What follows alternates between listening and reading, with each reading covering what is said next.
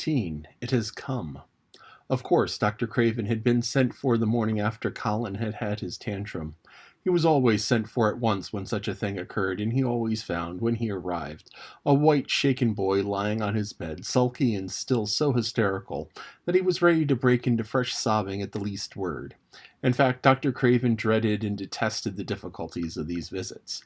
On this occasion he was away from Misselthwaite Manor until afternoon. "How is he?" he asked Mrs. Medlock rather irritably when he arrived. "He will break a blood vessel in one of those fits some day. The boy is half insane with hysteria and self-indulgence." "Well, sir," answered Mrs. Medlock, "you'll scarcely believe your eyes when you see him.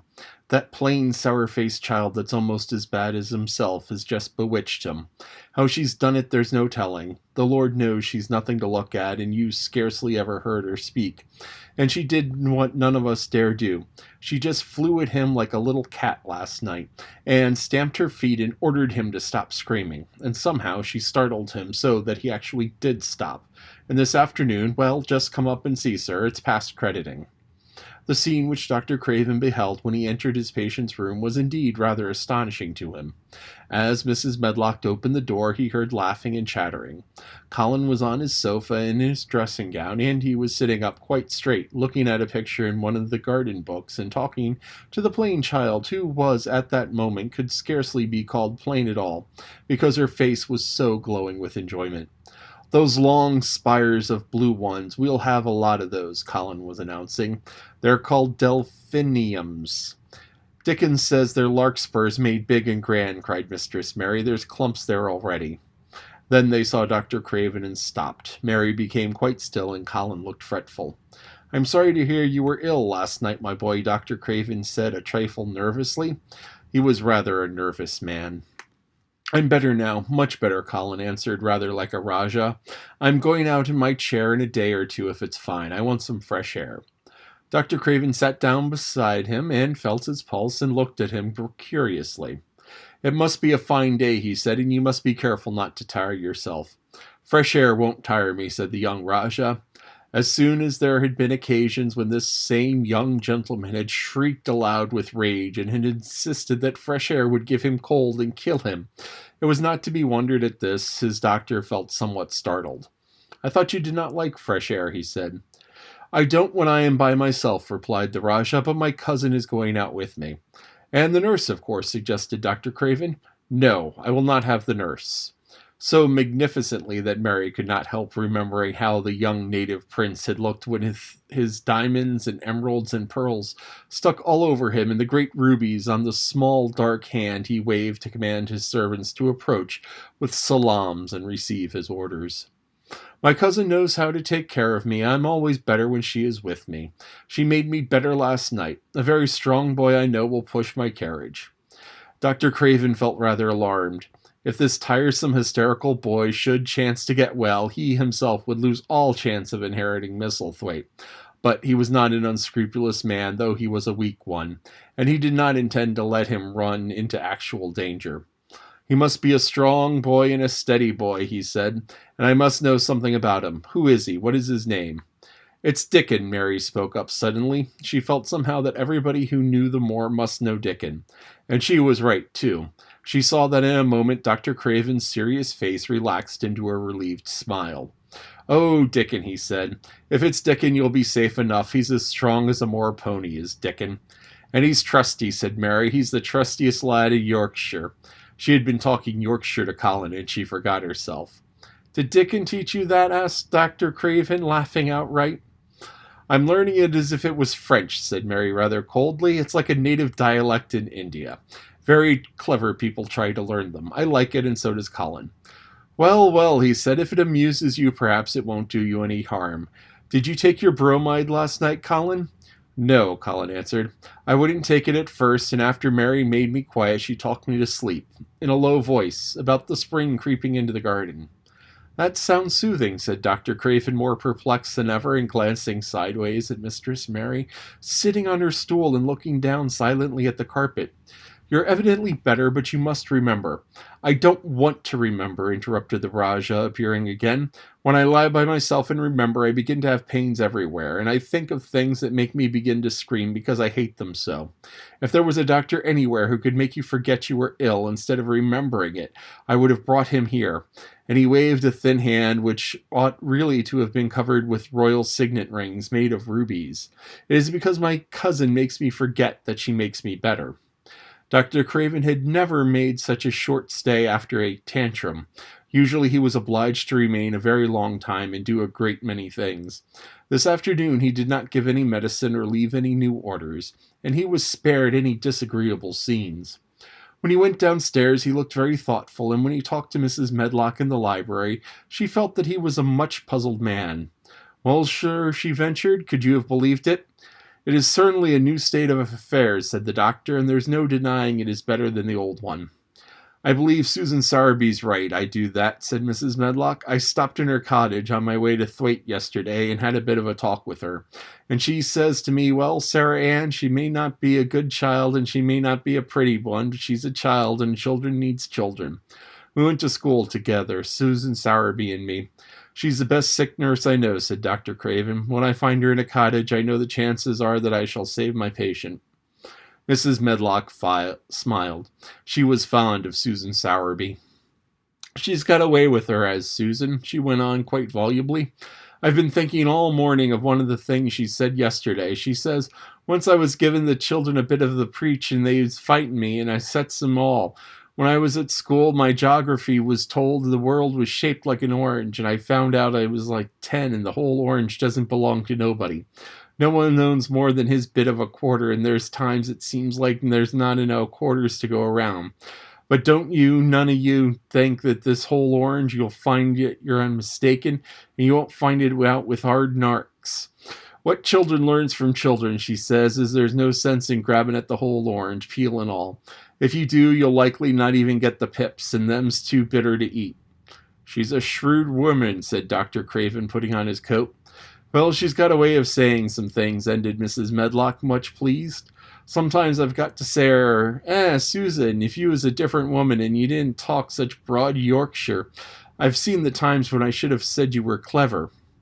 That night Colin slept without once awakening, and when he opened his eyes in the morning he lay still and smiled without knowing it. Smiled because he felt so curiously comfortable. It was actually nice to be awake, and he turned over and stretched his limbs luxuriously. He felt as if the tight strings he turned over, it felt as if tight strings which had held him had loosened themselves and let him go. He did not know that Dr. Craven would have said that his nerves had relaxed and rested themselves. Instead of lying and staring at the wall and wishing he had not awakened, his mind was full of the plans he and Mary made yesterday, of pictures of the garden and of Dickon and his wild creatures. It was so nice to have things to think about, and he had not been awake more than 10 minutes when he heard feet running along the corridor, and Mary was at the door. The next minute she was in the room and had run across to his bed, bringing with her a waft of fresh air full of the scent of the morning. You've been out. There's a nice smell of fleas," he cried. She had been running, and her hair was loose and blown, and she was bright with the air and pink-cheeked, though he could not see it. "It's so beautiful," she said, a little breathless with her speed. "You never saw anything so beautiful. It has come. I thought it had come the other morning, but it was only coming.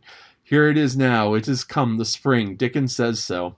"Has it?" cried Colin, and though he really knew nothing about it, he felt his heart beat. He actually sat up in bed. "Open the window," he added, laughing with half joyful excitement and half at his own fancy. "Perhaps we may hear golden trumpets." And though he laughed, Mary was at the window in a moment, and in a moment more it was opened wide, and freshness and softness and scents and bird songs were pouring through. "That's fresh air," she said. "Lie on your back and draw in long breaths of it. That's what Dickon does when he's lying on the moor. He says he feels it in his veins, and it makes him strong, and he feels as if he could live forever and ever. Breathe it, and breathe it." She was only repeating what Dickon had told her, but she caught Colin's fancy. "Forever and ever. Doesn't it make him feel like that?" he said, and he undid as she told him, drawing in long, deep breaths over and over again until he felt that something quite new and delightful was happening to him. Mary was at his bedside again. "The things are crowding up out of the earth," she said in a hurry, "and there are flowers uncurling and buds on everything, and the green veil has covered nearly all the gray, and the birds are in such a hurry about their nests for fear that they may be too late, and that some of them are even fighting for places in the secret garden. And the rose bushes look as wick can be, and there are primroses in the lanes and woods, and the seeds we planted are up, and Dickon has brought the fox and crow and the squirrels and newborn lamb." And then she paused for breath. The newborn lamb Dickon had found 3 days before, lying by its dead mother among the gorse bushes on the moor. It was not the first motherless lamb he had found, and he knew what to do with it. He had taken it to the cottage, wrapped it in his jacket, and he had let it lie near the fire and had fed it warm milk. It was a soft thing with a darling, silly baby face and legs rather long for its body. Dickon had carried it over the moor in his arms, and its feeding bottle was in his pocket with a squirrel, and when Mary had sat under a tree with its limp warmness huddled on her lap, she felt as if she were too full of strange joy to speak. A lamb, a living lamb who will lay on your lap like a baby." She was describing it with great joy, and Colin was listening and drawing in long breaths of air when the nurse entered. She started a little by the sight of the open window. She had sat stifling in the room many a warm day because her patient was sure that an open window gave people cold. "Are you sure you're not chilly, Master Colin?" she inquired. "No," was the answer. "I'm breathing long breaths of fresh air. It makes you strong. I'm going to get up to the sofa for breakfast. My cousin will have breakfast with me." The nurse went away, concealing a smile, to give the order for 2 breakfasts. She found the servants' hall a more amusing place than the invalid's chamber, and just now everybody wanted to hear the news from upstairs. There was a great deal of joking about the unpopular young recluse, who, as the cook had found his master and good for him. The servants' hall had been very tired of the tantrums, and the butler, who was a man with a family, had more than once expressed his opinion that the invalid would be all the better for a good hiding. When Colin was on the sofa and the breakfast for 2 was put upon the table, he made an announcement to the nurse in his most Rajah-like manner. "A boy, a fox, a crow, and 2 squirrels, and a newborn lamb are coming to see me this morning. I want them brought upstairs as soon as they come," he said. "You are not to be playing with the animals in the servants' hall and keep them there. I want them here." The nurse gave a slight gasp and tried to conceal it with a cough. "Yes, sir. I'll tell you what you can do," added Colin, waving his hand. "You can tell Martha to bring them here. The boy is Martha's brother. His name is Dickon, and he's an animal charmer." "I hope the animals won't bite, Master Colin," said the nurse. "I told you he was a charmer," said Colin austerely. "Charmers' animals never bite." "There are snake charmers in India," said Mary, "and they can put their snakes' heads in their mouths." "Goodness," shuddered the nurse. They ate their breakfast with the morning air pouring in upon them. Colin's breakfast was a very good one, and Mary watched him with serious interest. "You will begin to get fatter just as I did," she said. "I never wanted my breakfast when I was in India, and now I always want it." "I wanted mine this morning," said Colin. "Perhaps it was the fresh air. When do you think Dickon will come?" He was not long in coming. In about 10 minutes, Mary held up her hand. "Listen," she said. "Do you hear a caw?" Colin listened and heard it, and the oddest sound in the world to hear inside a house. A hoarse caw, caw. "Yes," he answered. "That's Soot," said Mary. "Listen again. Do you hear a bleat, a tiny little one?" "Oh, yes," cried Colin, quite flushing. "That's the newborn lamb. He's coming." Dickon's moorland boots were thick and clumsy, and though he tried to walk quietly, they made a clumping sound as he walked through the long corridors. Mary and Colin heard him marching until he passed through the tapestry door on the soft carpet of Colin's own passage. "If you please, sir," announced Martha, opening the door. "If you please, sir, here's Dickon and his creatures." Dickon came in, smiling his nicest wide smile. The newborn lamb was in his arms, and the little red fox trotted by his side. Nut sat on his left shoulder and Soot on his right, and Shell's head and paws peeped out of his coat pocket.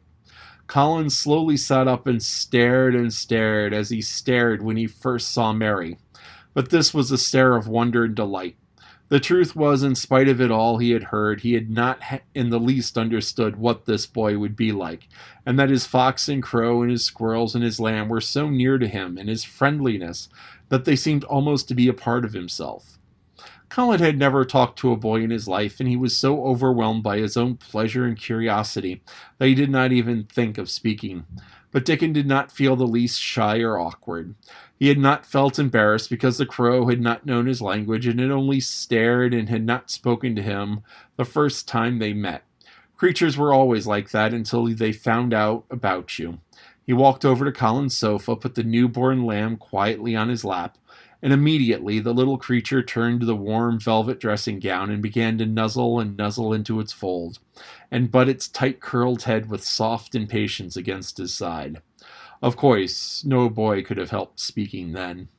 "What's it doing?" cried Colin. "What does it want?" "It wants its mother," said Dickon, smiling more and more. "I brought it to thee a bit hungry because I knowed thou'd want to see it fed." He knelt down by the sofa and took a feeding bottle from his pocket. "Come on, little un," he said, turning the small, woolly white head with a gentle brown hand. "This is what they're after. That'll get thee out of the silk velvet coats. There now." He pushed the rubber tip of the bottle into the nuzzling mouth, and the lamb began to suck it with ravenous ecstasy. After that, there was no wondering what to say. By the time the lamb fell asleep, questions poured forth, and Dickon answered them all. He told how he had found the lamb just as the sun was rising 3 mornings ago. He had been standing on the moor listening to a skylark and watching him swing higher and higher into the sky, until he was only a speck in the heights of blue. I almost lost him but for his song, and I was wondering how a chap could hear it when it seemed as if he'd get out in the world a minute. And just then I heard something else far off in the gorse bushes, and there was a weak bleatin', and I knowed it was a lamb that was hungry, and I knowed it wouldn't be hungry if it hadn't lost his mother somehow, so I set off searching. And I didn't have to look for it. I went out in among the gorse bushes, and round it seemed to take the wrong turnin'. At last I seed a bit of white on the rock on top of the moor, and climbed up and found a little un half dead with cold and clemmin'. Well, he talked, soot flew solemnly in and out of the open window, and cawed remarks about the scenery, while Nut and Shell made excursions into the big trees outside and ran up and down the trunks and explored branches. Captain curled up near Dickon, who sat on the hearth rug from preference. They looked at the pictures in the gardening books, and Dickon knew all the flowers by their country names and knew exactly which ones were already growing in the secret garden. "I couldn't not say that there name," he said, pointing to the one under which was written Aquilegia, "but us calls it that the columbine, and that one there's a snapdragon. They both grow wild in the hedges. But these is garden ones, and they're bigger and grander. There's some big clumps of columbine in the garden, and they look like a bed of blue and white and flat butterflies flutterin' when they're out." "I'm going to see them," cried Colin. "I'm going to see them." "Aye, thee mun," said Mary quite seriously, "and thee munna not lose time about it."